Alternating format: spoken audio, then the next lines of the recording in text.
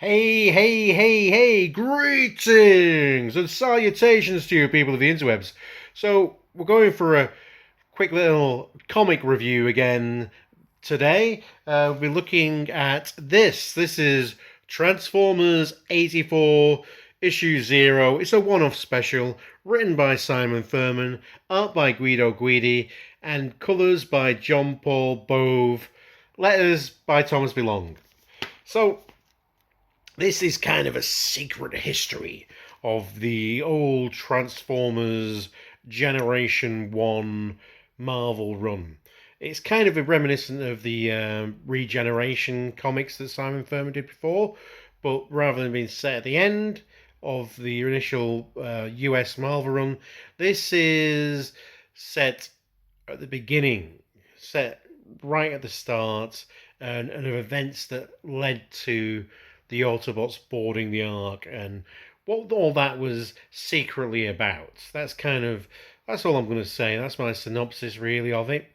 Um, so this one feels much more. It's connected also to the um, Marvel UK stuff as well, which was kind of sidelined on the Regeneration One. Was more of just about the US run. So this feels like it's much more incorporating some of the old Marvel UK stuff. So yeah, it's pretty damn cool. It is pretty damn cool to see to have Simon Furman back writing some of his, some great work he's actually doing. The story of how it's been interwoven with the, original starting arc of the Transformers comic book series, which, this entire idea that they needed to get into the arc to clear a path for the asteroid fields is also something that's, connected to the premise of the original couple of episodes of the cartoon. So it's kind of that G1 stuff that we all know, the tired old story, but this is the secret history of it. Art is fantastic. It's got Guido Guidi really captures this kind of the G1 style of some of the later issues of the G1 comic, but still added a bit more sophistication on. And John Paul Bouvier colours it fantastically, really kind of keeping the feel of that era. That sounds weird. It's one of those era. The more you say it, era, the less it actually means any. Era. Era. Am I saying the right word now? Era. Am I still era? The G1 era. hide. I don't know how well he could pick up some of that like more dot matrixy kind of things. But it's more sophisticated. It's smaller than it would have been in the original prints of the G1 stuff, but it's still there and it still adds to those feels. Look at all these happy chappies on the arc, off on adventures. I kept that up long enough. Sometimes you hold stuff up and you don't really hold it up long enough for you, the people, to think. Oh, so we spoiled one of the characters that makes an appearance in here. Punch Counterpunch makes his kind of G1 comic debut, as it were. So we have this secret story. We have this great art. The colours. I like it when, the artist and colorist are really bringing out a strong A game and working together to produce this really awesome little special. And the paper quality as well is really good, which, something you don't often mention, but that's some good quality paper. We also get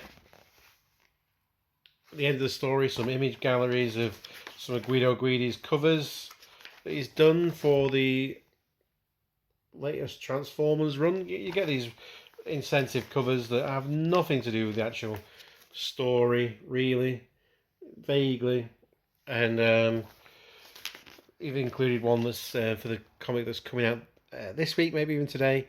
Didn't manage to get the incentive cover for this, but there's my boy Quake. So I'm glad to have this in paper format because this is of recent comic book images. I really, really like this dynamic look of Quake, especially with all the like Kirby crackle going on, and the smoke, and the energy, and people burning behind it. It's just that's just awesome. Anyway, we're not reviewing that one bit of art. We're just talking about the actual comic book. The story is well crafted. Like I say, I like how he's fit everything in. So we have this story about how the reasons why the ark was sent off, the secret history behind it. We also have a little side tale that goes into the period in between, to show things that have happened, dark things, which I think is quite cool.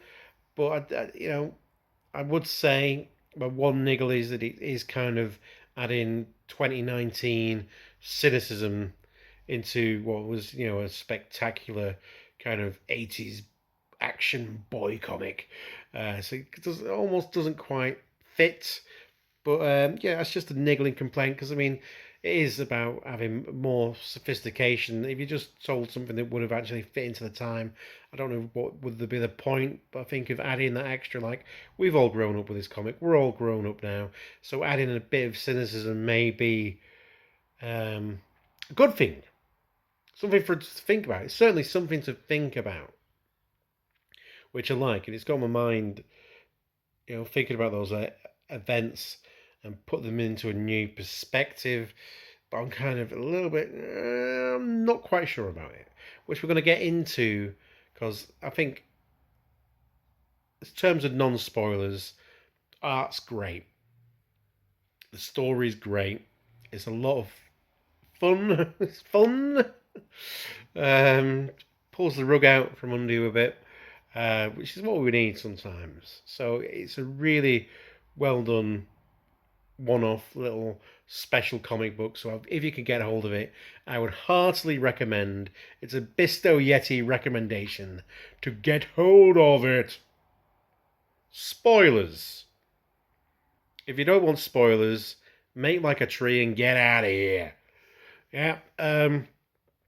So Optimus Prime contacts Punch/Counterpunch because he wants to make sure that Megatron and his cronies know about the Ark's launch, because he wants them to intercede. He wants them to follow him. He wants them to go out and attack the Ark because he has a plan to take both him and Megatron out of the equation for the embetterment of Cybertron and for the Autobots that would remain there. So he's got this crew of volunteers who don't know this is Optimus Prime's plan. They think they're just going out on a jaunt to take out some asteroids and stuff. But really, yeah, it's a trap. It's a trap. It's Optimus Prime's trap for Megatron. And his sacrifices, his unwitting sacrifices to make sure that this plan goes off without a hitch. Because if he did tell people, or if he risked getting out, or if he did tell people and they didn't, or they didn't show up, or if he didn't take his best guys with him, it would have been drawn suspicions. So yeah, unwitting sacrifices. So Megatron does follow him, and he charges Counterpunch, Counterpunch, Punch. Charges Punch with with keeping the secret, and making sure no one finds the Ark.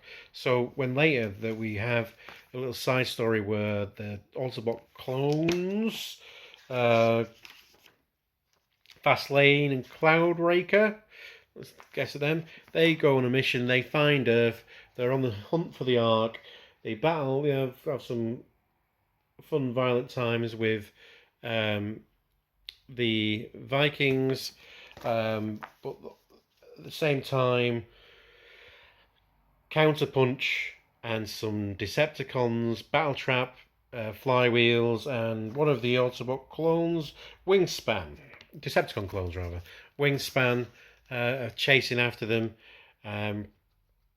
Wingspan discovers that they have actually found the location of the Ark, to which Counterpunch takes him out. Then they also kind of then end up battling the Autobot clones, which are his own guys, really, his own team. And as the Autobot clones make their escape, Counterpunch shoots them down and apologizes. He's like, "What have I done? Oh no!" But he had to. He had to not make Optimus Prime's sacrifice in vain. Which now, when I think about it, when I look at like what happened in the Generation comic, and what happened, G1 comic, and what happened in the sort of the ancillary media to it, the Decepticons took over. Lord Straxus and all those lot, they took over Cybertron anyway. So this taking out Megatron was kind of a fool's errand on Optimus Prime's part, because the Decepticons wrecked house. They had these big, like, city-states where they, throwing people into smelting pools. The Autobots didn't prevail without Optimus Prime and without Megatron in the picture. The Autobots didn't win. So really, it kind of like goes, well, Optimus, you're a bit of a stupid for doing that, really. And doesn't seem like an Optimus-y thing to do. That's the main kind of gist. If it was another character, if it was, say, Prowl, I'd have no problem with this. If it was Prowl's little secret, oh yeah, we're going to do this, I'm going to make sure that the Decepticons find out about us, and then we're just going to do this thing where we take each other out of the equation, I'd totally go for. But Optimus Prime, on the other hand, I'm sure there's issues of Optimus Prime when his decision process would never allow this in the G1 comic. He's very self-sacrificial. He'll self-sacrifice himself over a hat. But to actually involve the other people, the other Autobots in it, nah, it's not Prime's stick. Prowl, on the other hand, yeah, I could see it. That's my main point with it. But I'm not going to let that get away with what is a good story, a cool little secret history special. I enjoy it. I think it was a fantastic read, but I'm in no way kind of beholding it to canon, just because it's just got some little weird bits in it. And also, it's IDW, it's not Marvel, so it isn't canon. But, it's a nice little side story. It could fit in any kind of Transformers continuity. That's the thing. I wish it was its own thing. I wish this was... It's an issue 0. If we did get an issue 1 and just started retreading that classic Transformers story, but with 2019 cynicism in it, I'd be all on board. I'll be all on board this just being the start of something new, rather than it kind of a little bit of a character assassination of Optimus Prime. I'd rather it was, we're going to build on Prime and let him have some kind of redemption arc of what the events he actually kicked off in this comic book. I'd like to see a redemption arc from what he's done in this comic book, and it'd be something new, rather than going a little bit of bitters, a little bit of salt. But other than that, I say it's beautiful, a beautiful comic book. So that's all from me. Remember, be excellent to each other. Party on, dudes. And because you deserve it, bestow, bestow, bestow, bestow.